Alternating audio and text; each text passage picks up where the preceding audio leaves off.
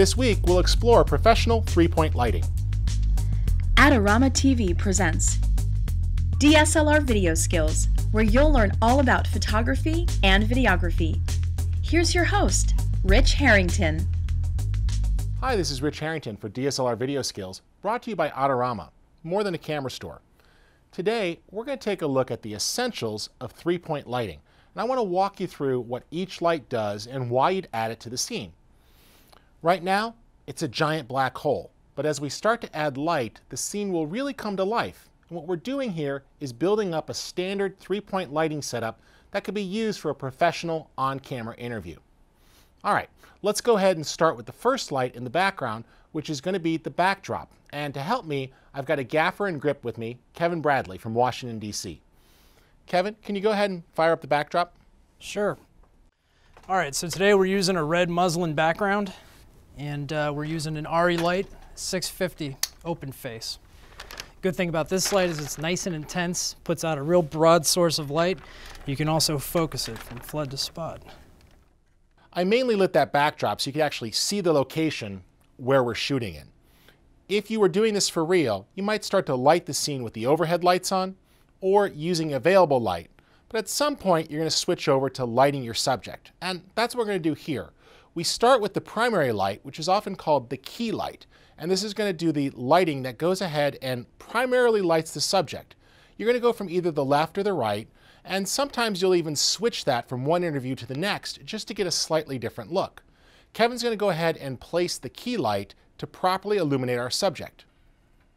Now, in this case, we haven't brought our interview subject in yet, so I'm just using a standard calibration target to sort of serve as a placeholder for our subject.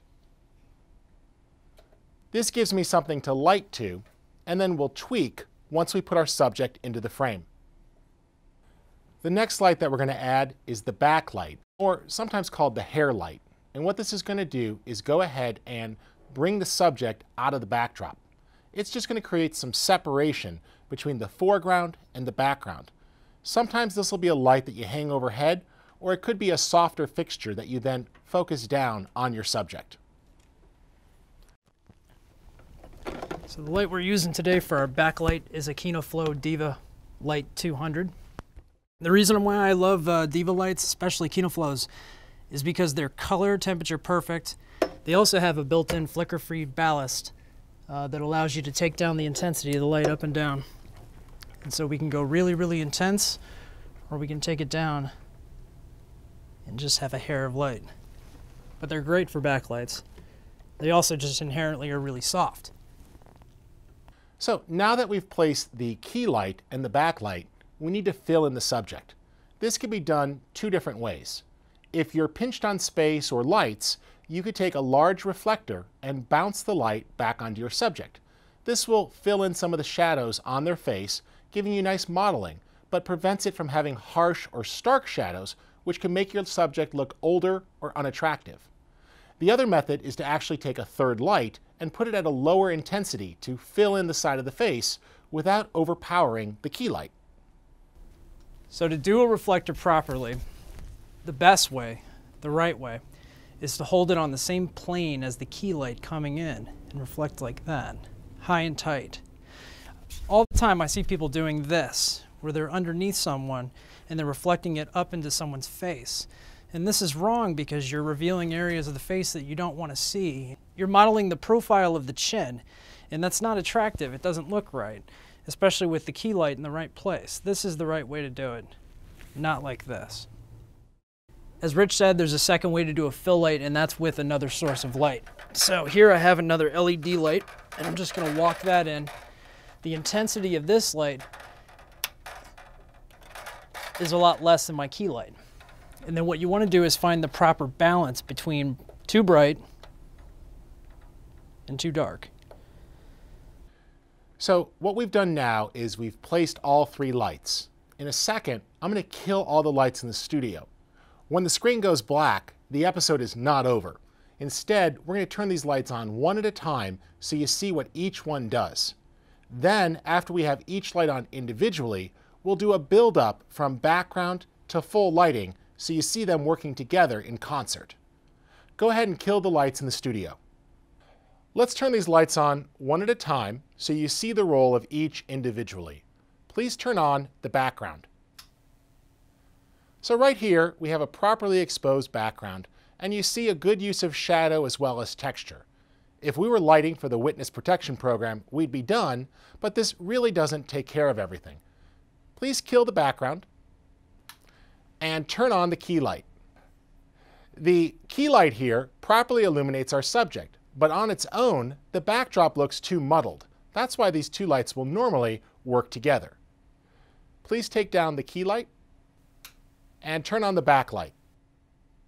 You see that this light is pretty low intensity, but it helps cut the subject out of the background. And when working together, they'll go ahead and properly create some depth and separation. Please turn off the backlight. And we'll turn on the fill light. On its own, the fill light is a much lower intensity than the key light. However, it does fill in some of the side of the face nicely while still preserving modeling. We're going to go ahead and build that up all the way from back to front. Please turn on the background. Let's go ahead and fill in the subject with the key light. Add some separation and depth with the backlight. And we'll go ahead and fill in the side of the face with the fill. There we go, a properly exposed shot. My name's Rich Harrington. Thanks for joining us for this week's episode of DSLR Video Skills, brought to you by Adorama. We've got a part 2 of this episode where you'll learn to go further, take this basic 3-point light and properly modify the lights, shape them, refine them, diffuse them. So be sure to tune in for part 2. In the meantime, head on over to the Learning Center where there's a bunch of great videos and articles to help you explore more about professional lighting. Adorama TV is brought to you by Adorama, your best source for the equipment and knowledge you need. For all the latest photography, video, and computer gear, visit Adorama.com. Place your order by 7 p.m. and it ships the same day. Plus, the next time you're in New York City, be sure to visit our store, located on 18th Street between 5th and 6th Avenue. Check out the Adorama Rental Company for professional cameras, lighting, computers, and more. We'll help you make the best selection to match your needs while giving you the knowledge to achieve the best outcome from your rental. Adorama is your complete solution for equipment, printing, training, and more. Adorama, more than a camera store.